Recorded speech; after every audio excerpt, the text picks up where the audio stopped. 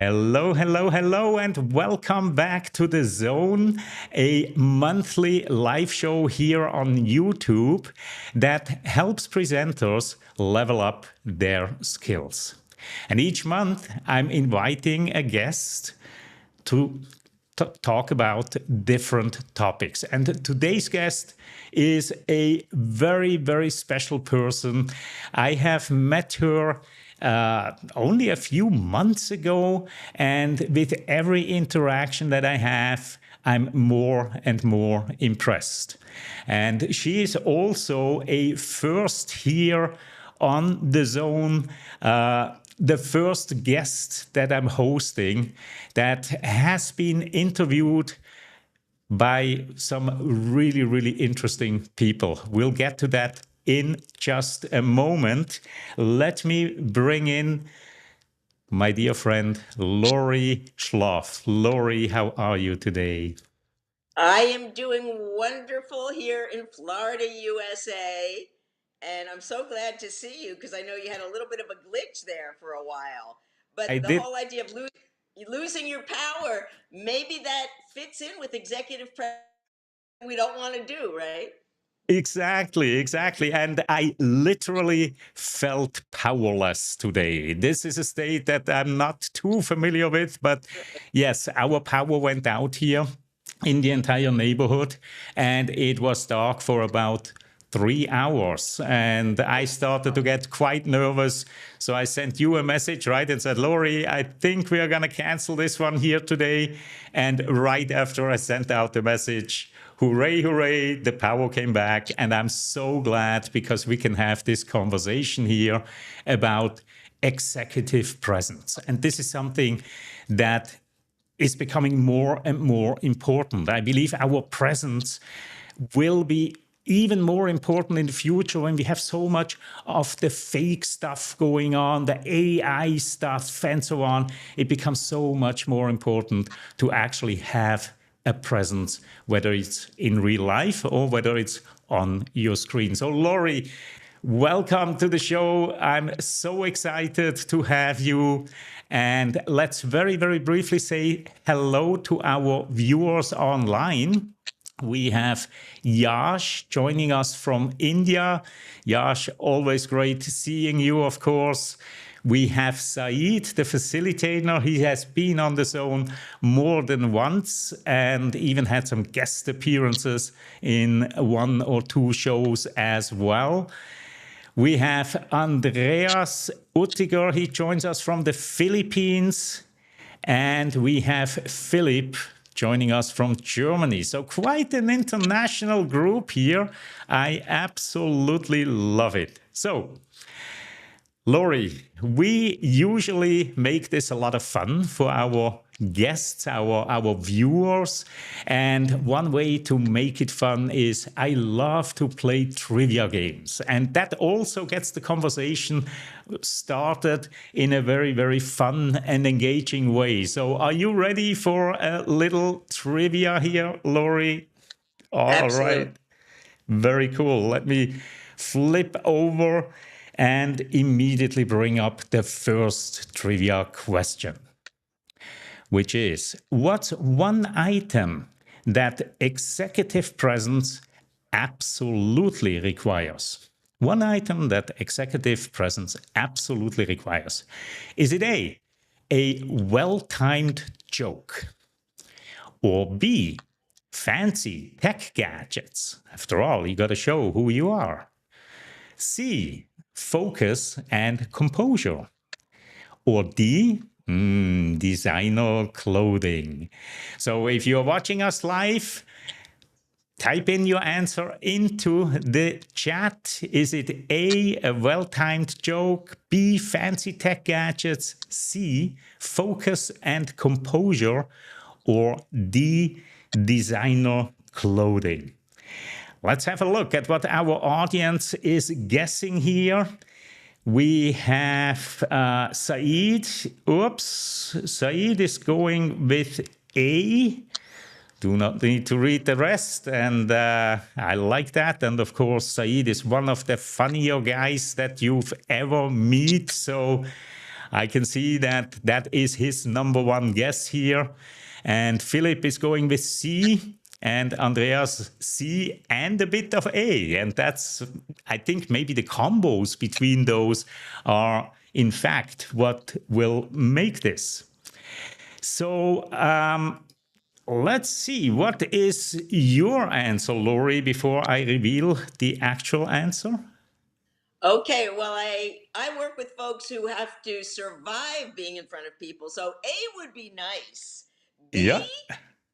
Claudio, you're a master at that, and that certainly will help a leader. But usually, the leaders I work with have someone helping them with B. Designer clothing, I'm all for it. However, I would say the ability, C, to maintain focus and composure under stress is very valuable.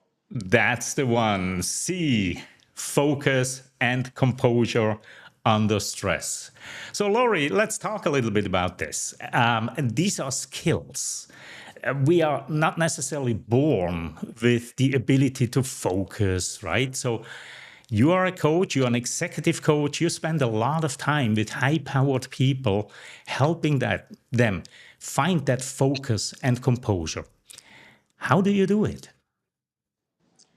I really love working with my executive clients. They do have something special. They're like full of passion and motivation, and it's especially rewarding if they have a good mission. Like yesterday, I worked with someone who's actually working on helping cancer patients to be able to tolerate their therapies a little bit better because there's so many side effects. So the way I do it, and I'm sure you can relate to this too. Each person is different. The whole goal in terms of executive presence is combining your authentic self, your natural self, your real self. Everyone wants that, especially now more than ever, with these best practices that we have in our field. So it's designing a goal plan that helps someone feel comfortable, but Claudio, to stretch outside their comfort zone. So if this is your comfort zone and you're comfortable, with your executive suite and you're comfortable at a town hall, but talking to investors is difficult, that's where we want to stretch you in our executive communication coaching. All right. And so you just mentioned best practices. What are some of the best practices that will lead to a more improved executive presence? In preparing for our conversation, I looked at my toolkit I share with people, which is called Presence 26. There's 26 tools, and I'm not going to go over 26, but I tried to think of, based on what I've been told over many years and what I've seen over many years and some of the research, I did come up with what I think are, let's say, the 5 most important tools. So, number one, the ability to be fluent, the smooth flow of words. And of course, that comes through practice. And some people are just naturally more smooth than others. So, you have to know if you need to work on fluency. Number two is vocal variety, the ability to hold attention. Yesterday, I worked with someone who's was a fine speaker, but after a while, you started to fall asleep because everything sounded the same. It was the same pattern, no matter how passionate he was inside. So we needed to work on, in English, one word in every phrase jumps out. So we're hoping he becomes a great speaker. Number three, and this isn't very sexy, but it comes up constantly when I'm asked to work with someone, the ability to be concise, to be able to say what you want to say in headline fashion. And this is some advice for people reporting to executives or who are very ambitious. You've got to be able to, an old speech expression, be brief, be bright, be gone. It matters so much to them. And then I think on another side of things, persuasive listening, the ability to listen to people who report to you or your colleagues as a way of problem solving and validating them. That's why I call it persuasive listening. And then lastly, something I've heard you talk about a lot, and you're great at this, is the ability to give an anecdote or a story that's relevant to the business situation.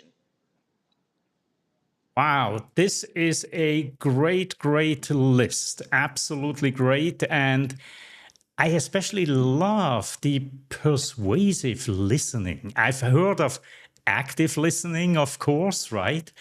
But persuasive listening, tell us a little bit more about that. That seems to be a unique concept. Absolutely. I coined the term persuasive listening because listening is so powerful. You know, it's the Cadillac of communication skills, but it's the least requested skill. And I've been in the business over 30 years.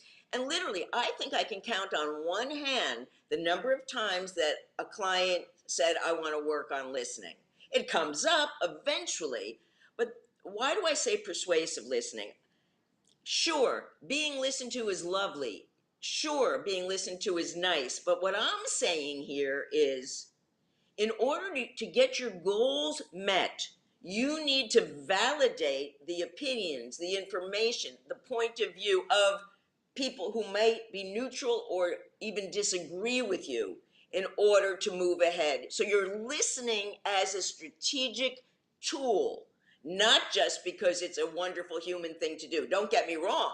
It is a wonderful and human thing to do, but it's also a strategy to use in order to build agreement or consensus.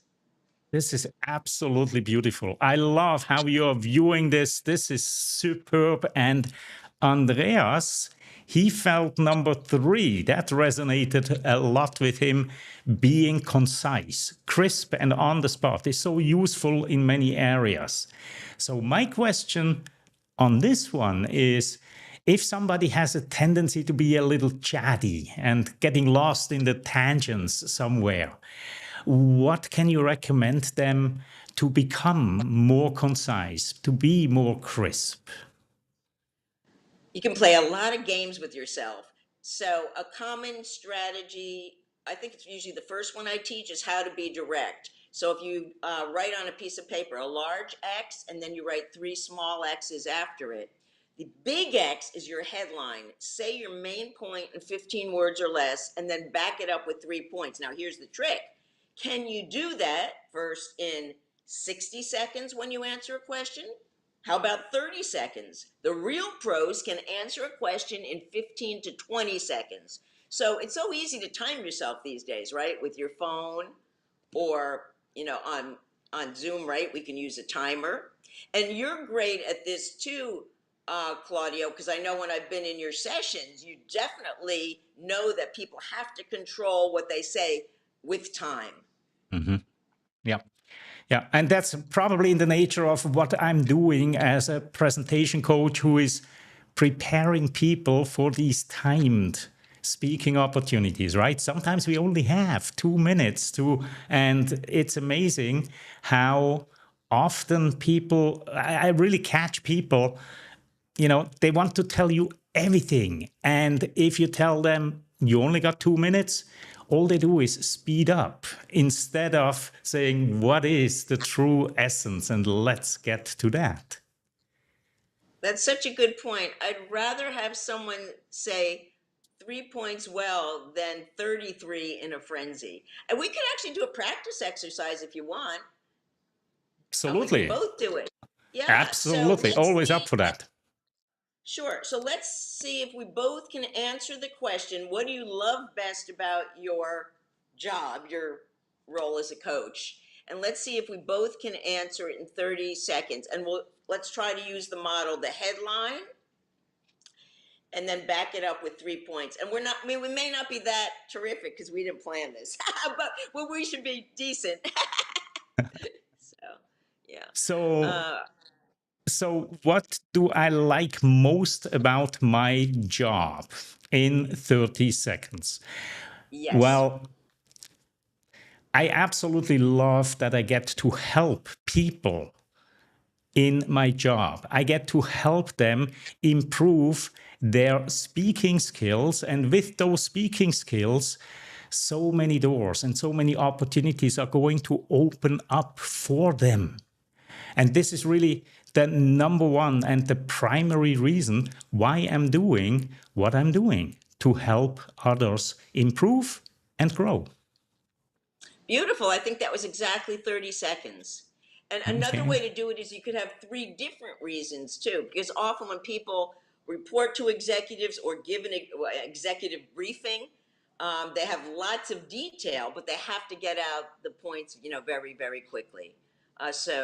For example, you could say something like, "What I love about my role is being creative, and there's three ways I'm creative." Of course, we love that number three. Hmm. Hmm. First, I customize programs for individuals. Second, I get to do fun and exciting things like be interviewed by Claudio. And third, I get to hear how creative my clients were in their situations, and they tell me how great their presentations were. Love it, love it, love it. And the rule of threes, this is that is a magic behind that, right? And it becomes really, really so much more memorable as well. Absolutely love it, Laurie. Where this conversation is going, let's quickly take a trivia game break and come to our next question here. And the next question is, what's a classic power move used by effective leaders? Is it A, talking nonstop? B, the silent, calm pause? C, asking for applause? Or D, talking with your arms crossed?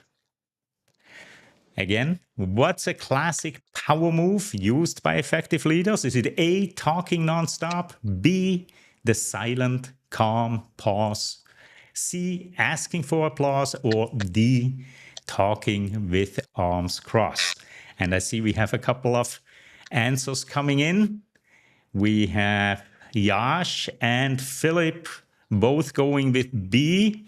Saeed is going with A, but interrupted by B. Oh, I love it. I love it. I love it. And Mabel, hello, welcome, and thanks for joining us. She's going with B as well. Well, let's ask the expert on executive presence. What is a classic power move used by effective leaders, Laurie? Okay, first do want to give you a funny vocabulary word, but it's actually a medical term for A. Talking nonstop is called logorrhea. So it's Yep. called blank of the mouth. I won't say the gross word. But anyway, I don't want you folks to get nauseous. But the answer is, and I have some clients who are trying to work on this because they talk so fast and they never stop, is B. Am I B. correct? B. The correct answer, Woo! of course, is B. The silent, calm pause. Very good, very good. So, Laurie, in the introduction, I very briefly mentioned that you have rubbed shoulders with a couple of very, very interesting people. You wrote a best-selling book, and a truly, truly amazing book that has been on a book tour. It's today book publishing is somewhat different, and today is It is everybody very. everybody, as soon as they launch a book on Amazon for the first week, it's typically in the number one spot because, all their friends and family is downloading it and whatever. And hooray, I'm a best-selling author. But a few years ago, it was a little bit different. Writing a book had, I think, a little more weight, and you did it in Yeah. that time. So you had a book tour, Yeah.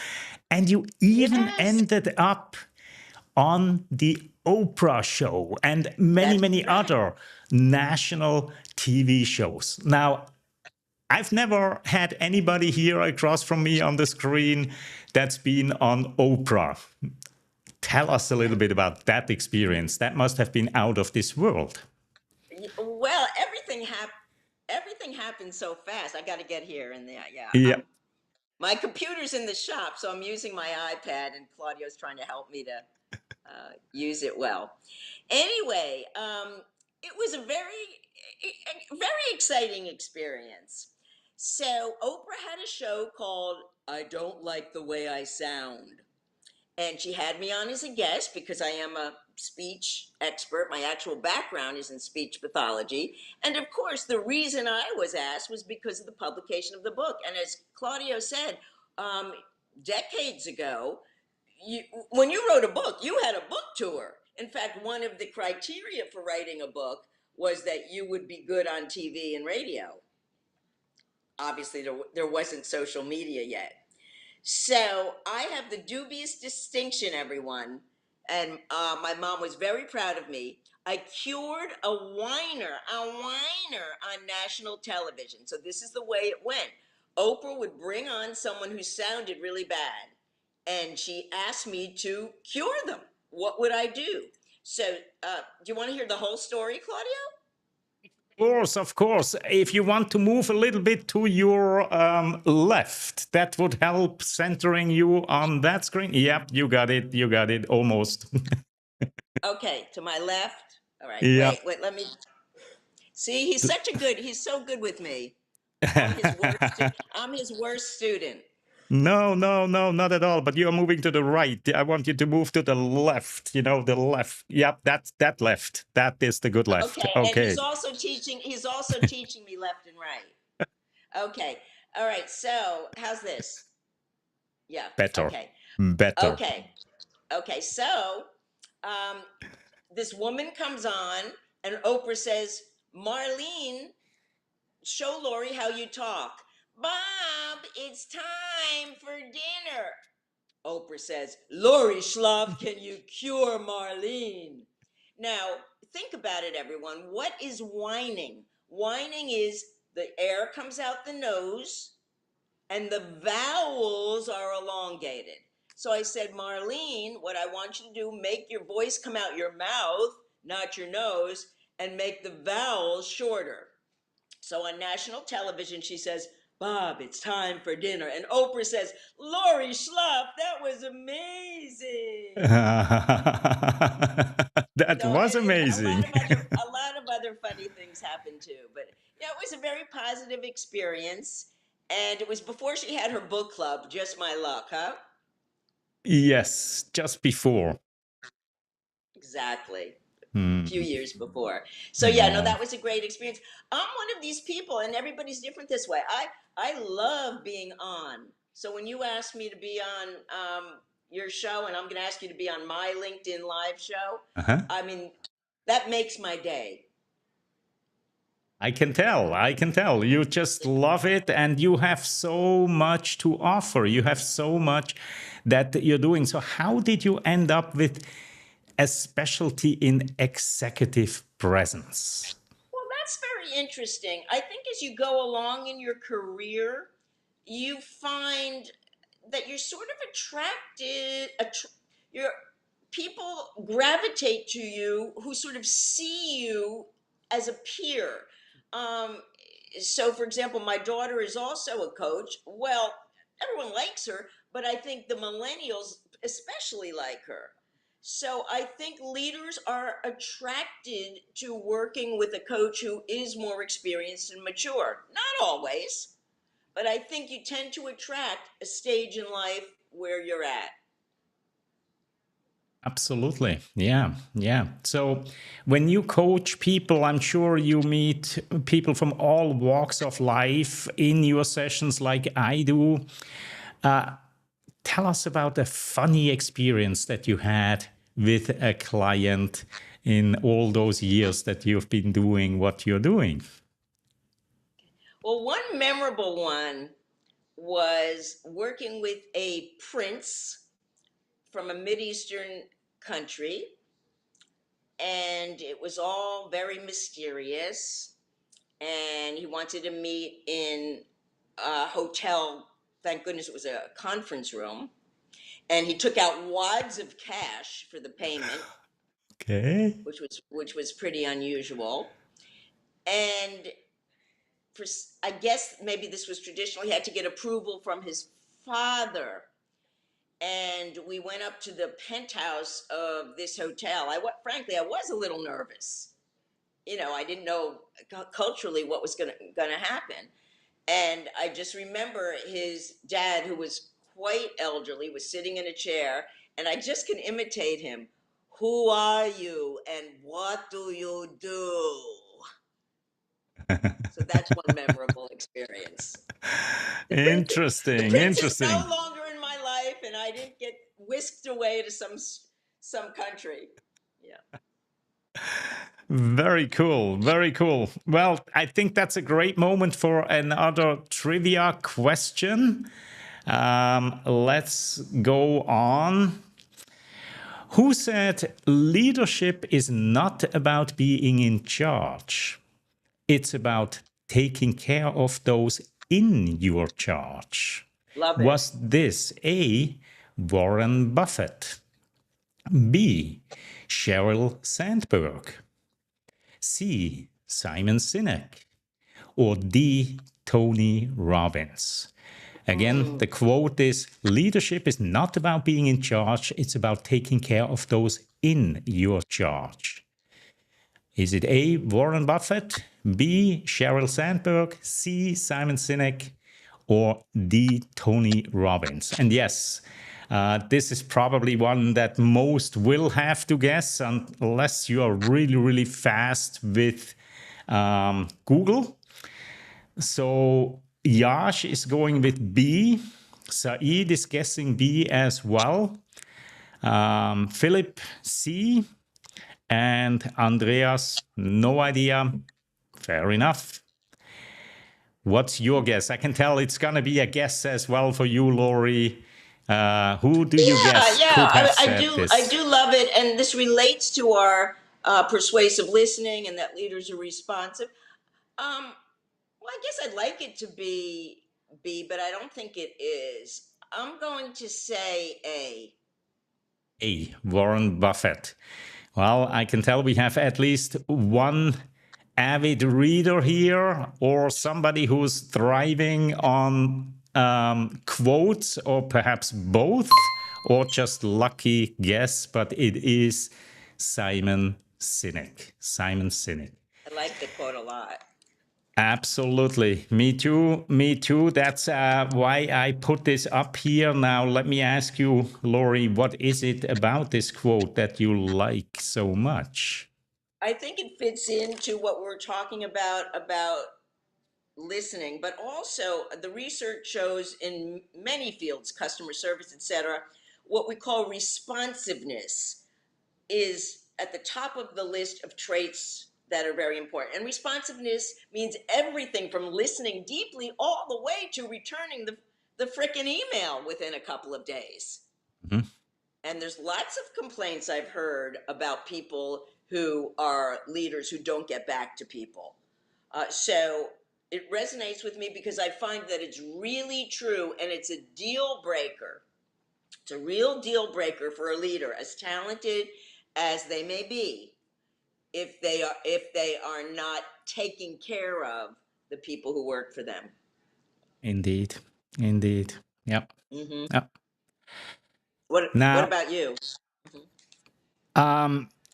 yeah, I think, I grew up in a world where I was pretty much surrounded by people like the old-fashioned kind of leaders, right? That were in charge and taking charge and military trained and whatever, right? And from time to time, there was this odd executive who didn't fit that mold. And it was usually under those people that I was thriving the most. Those who took care of me, right? And really understood that, I'm part of the whole thing.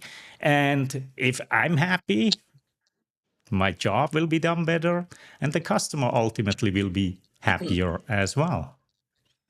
Right. So so much of success boils down to communication. It does. It does. And that leads me to my next question, because in the very beginning, when you shared those five essential components for effective leadership and executive presence, you also mentioned storytelling.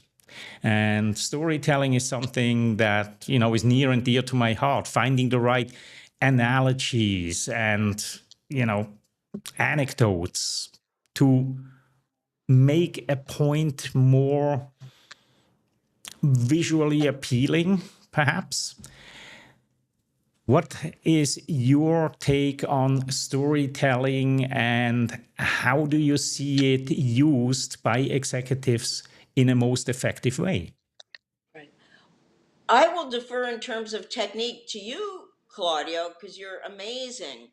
Most of my clients are kind of, what do you say, sort of average to good. Some occasionally I get a great speaker. So most of my clients use small anecdotes or stories, and they usually last 30 to 60 seconds. And I try to give them a simple formula. And again, some of them want to become keynote speakers and all, but that's the rare bird. I'm usually dealing with a leader in a tech company or biotech, and they just want to be interesting. So I might say, set the context, have some sort of challenge that's met or not met, and I know you can add to this. And then in a business situation, what do we learn from the story? What does it tell us? And they seem to find a very simple formula very effective, though I know you have lots of rich detail that you add on. What are your thoughts? Yeah, to me, it's the story. I believe that the storytelling requires a certain mindset, right? It's a foundational understanding of people and how people travel through life. This is one of the reasons why I very often refer back to the hero's journey and then applying the different stories to the different stages in the hero's journey, right? So to me, the best message is typically delivered as a story, not as an order, not as a list of facts, but as a story. That's beautiful. That's very, very creative. And I learn a lot in your programs. I'm giving a Thank you. plug for your. Thank you. Thank you. Yeah, you are, by the way, you are one of the early members of Yes. the online presenters community, which is a community that helps people to present better and feel more comfortable in online situations like this one. And I just recently have changed a couple of things around, and we now actually have a free tier. So if you are watching Great. this, if you are joining us here live, or if you are watching the replay, head over to onlinepresenters.com, and there's now a free tier that gets you into the conversation, into our town square, where we are sharing all kinds of tips, tricks, new technologies.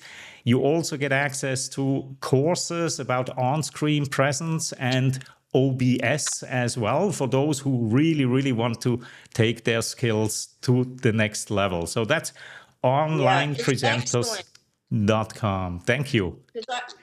So we all know about speech anxiety. Well, Mhm. many of us have anxiety, as Claudia knows about me, about trying out new tech things. And even though I have to admit I was the worst in the group, I felt everyone was very kind and supportive, and I highly recommend, even for people who are brand new to working on their virtual presence. Indeed, indeed. All right, so Laurie, we have another 10 minutes or so on the clock, and I think that calls for another trivia question, the last one. Yep. And this one has to do with, well, what do you do when you make a mistake while presenting, right? So your executive presence is not only shown in the sunlight, but also in the darker moments of your day. How do you deal with when things go wrong? So, what should you do if you make a mistake while presenting? Is it A, admit it confidently? B, pretend it never happened, just ignore it? C, blame it on tech issues? Or D, throw in the towel, just leave the room and that's it? So again, what should you do when you make a mistake while presenting? A, admit it confidently. B, pretend it never happened. C, blame it on tech issues. And D, throw in the towel. Let's see what kind of answers we get. We have so far, we have one. Yash is going with B. Ah, that's an interesting take. B, they won't know unless you tell them. Okay, that's interesting. It could be that they do know. That was actually what I was thinking about when I was writing the question, but well played there, Yash. Definitely B could be in that case. Philip is joining you there as well. Andreas is going with A. And Said, of course, pretend it was planned.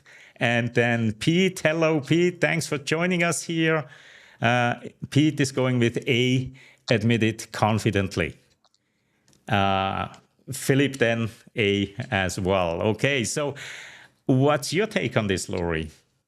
Oh goodness, I think it does depend. Uh-huh. Just don't make a big deal of it. Yeah. But I guess if I had to pick one answer, I do kind of want to do C, to be honest with you. But da, da, da, da, da. Maybe I'm gonna say A, one sentence. That's it. Don't get carried away with your admissions. All right, all right, all I right. And it is A. I say oops. I say oops. I don't know if anyone else says oops. I say oops. I I say didn't. I oops. didn't mean to show that slide. Yeah. I say oops all the time. As a matter of Do fact, I you? just recently decided I made a video about how to use ChatGPT for Yeah. language translation.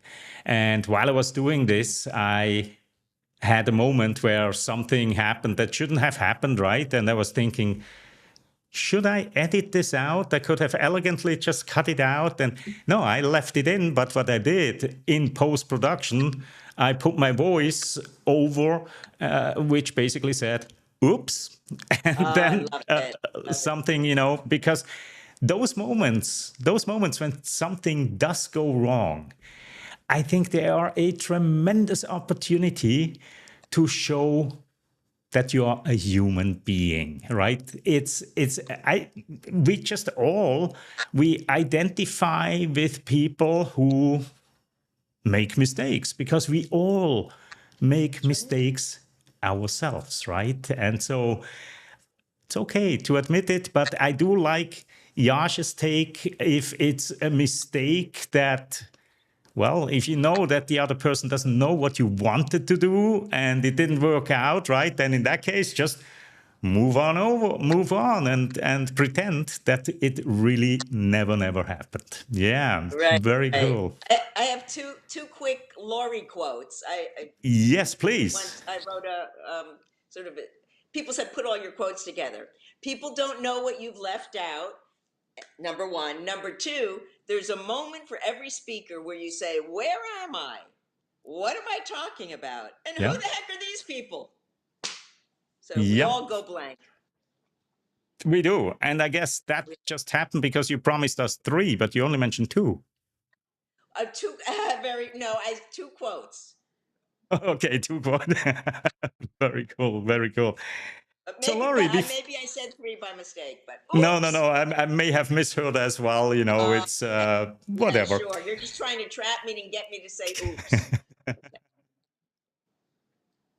Laurie, we are almost approaching the end here. What have we not talked about that you would love to communicate to our audience here? Well, I was thinking about what executives have told me that they look for in people who want to get to the executive level. And we've already talked about being able to get to the point, prioritizing timing, and responsiveness. But the other thing, and this could be hard for some people, is being able to speak at what they often call the high level, being able to see beyond your silo and being able to talk about strategy for the whole team, the whole organization. That's what will get you from, level one to level two. is the Hmm. ability to see the whole thing and to express it in words. Are there any practical ways that you can recommend that people can see the whole thing, can see the forest instead of just the trees? Well, one concrete way is to use a starter phrase like, uh, the main issue I see here is, Yep. Okay. a direction we need to go in is, so sometimes those very specific starter phrases get your brain going in the right direction. Hmm. But Hmm. it's a mindset. The mindset is, oh, if I want to be the big cheese here, I got to talk about more than just my little piece of bread, you know? I love it. I love it. Absolutely. Laurie, I could talk for hours with you. As a matter of fact, I always enjoy when we are spending time in our sessions together. Yes. I learned a Unfortunately, lot. unfortunately, time just flies when we are doing these things and when we are having so much fun. So I want to ask you a more personal question at the end here, and that is, Yeah. imagine you are a contestant on a real game show, not this trivia thing that we are doing here, but a real game show, you know? Yeah. And the grand prize is a lifetime supply of one item. What's that Well, that's item? easy. What's that item and why do you choose it? That's so easy for me, and it's something you'd never want. It's lip gloss. Lip gloss. Yep. A lifetime supply of not lipstick, but lip gloss, like Well, chapstick yeah. or I mean, I do. We don't have to get into differences, but yeah. yeah. Thank you. Okay, okay, okay. This is amazing because, we have one other member in our group in the online presenters community, Tatiana, who has been on the zone, I think 3 times, maybe 4 times already as well. And she collects chopsticks, right? So not necessarily just a lip gloss, but she's into chopsticks, and she has all of the flavors that are out there. So absolutely amazing. I would not have thought that this would be your number one pick. Absolutely not. Yeah, not very deep, but I don't know. I think it's fun. I think it's fun. It is. It is. And on that note, I want to thank first and foremost, of course, you, Laurie. It was a delightful conversation, and I can't wait for you to come back at one point or another in the future. And I thank everybody who joined us live here and played along with our games and made this engaging for us here as well. And thank you for watching this on replay. And with that, I wish you a wonderful morning, afternoon, evening, wherever you are in the world. Wherever you are. And we shall see each other again next time. Have fun. Bye.